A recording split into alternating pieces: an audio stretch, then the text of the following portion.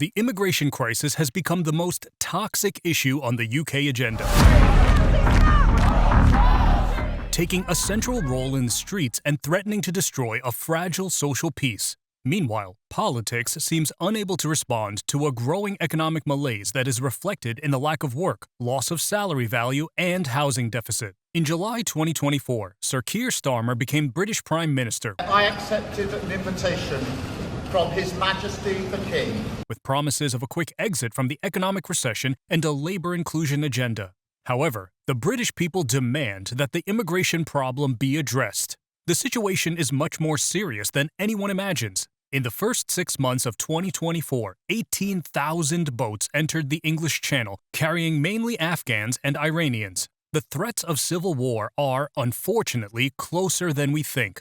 According to recent statistics, 35% of Britons are angry about the immigration crisis, while more than 50% are worried and expect quick solutions. The United Kingdom faces the most serious scenario of social conflict in recent decades. But what are the chances that politics will react in time before the country falls into disaster? The rage grows in the streets.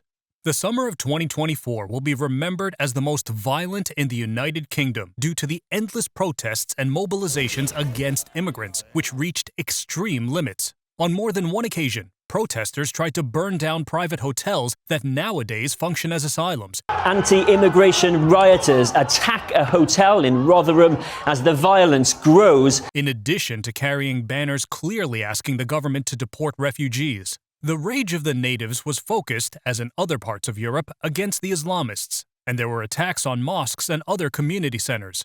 Although in a few seconds we will detail all the problems facing the British, it is worth noting that the fury was aroused after a terrible incident in Southport, in which a Muslim teenager attacked a group of Taylor Swift fans, leaving 3 girls between 6 and 9 years old dead. The Southport knife attack today, as the photos and names of its 3 young victims were released. In addition to other injured infants and adults.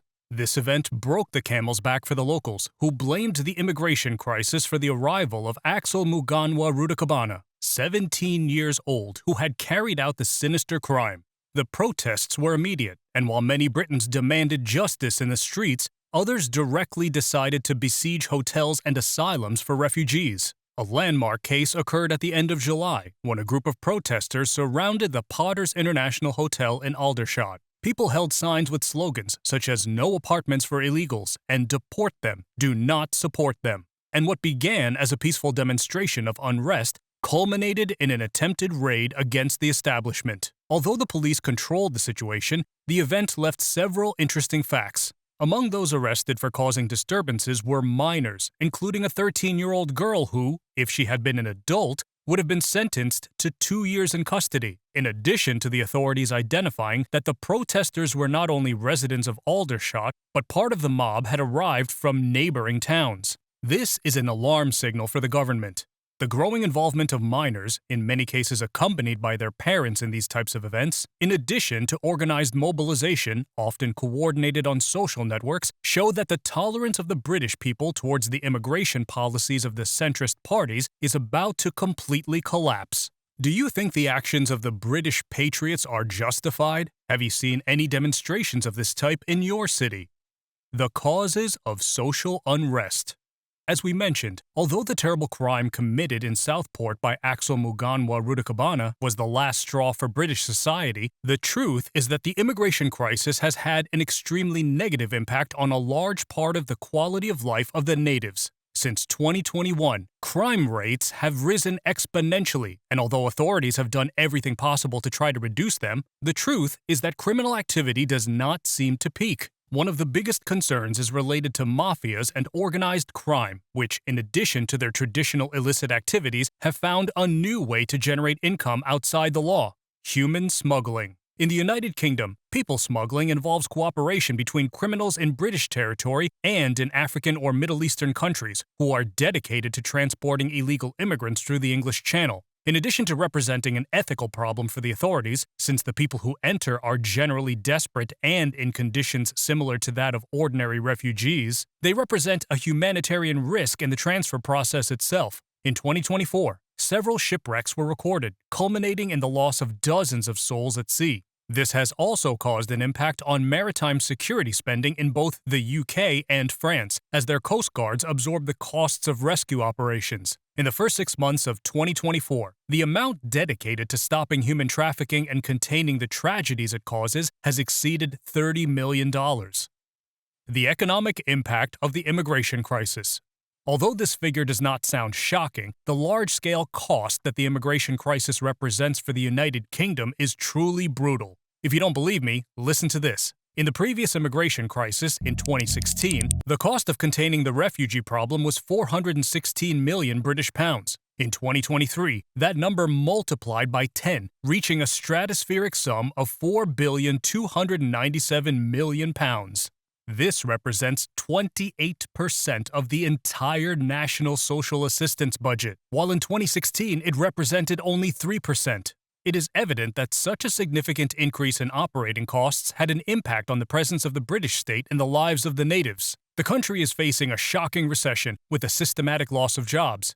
Today, almost 10 million Britons are neither in work nor looking for one, statistics from July 2024 reveal, and more than 1 million foreign workers arrived in the UK in just 5 years. It is estimated that the loss of jobs for people between 16 and 64 years old is at a rate of at least 30,000 per month. However, it is important to keep in mind that almost a quarter of the total number, that is, about 250,000 unemployed people, are foreigners residing in the country.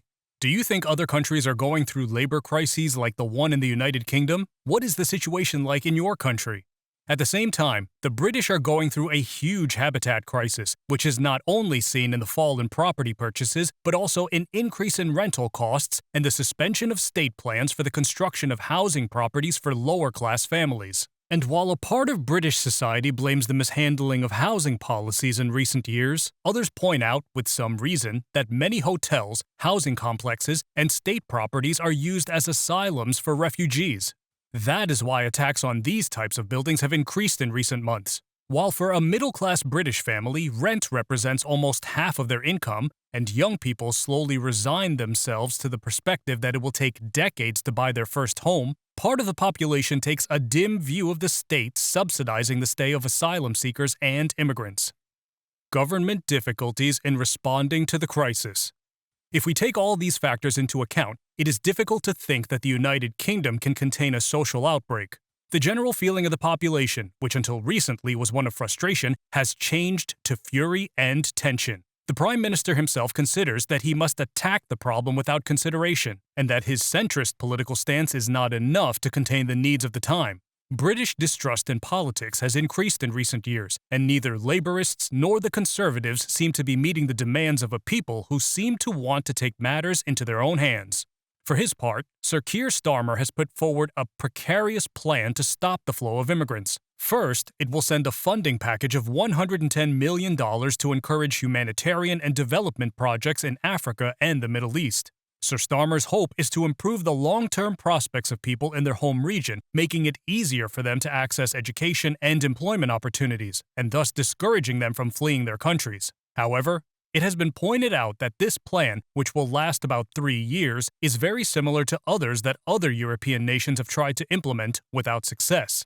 All eyes on the continent are on the United Kingdom, a country that can become a vanguard for the region in the worst of aspects, an uprising of popular violence in the face of an endless humanitarian crisis.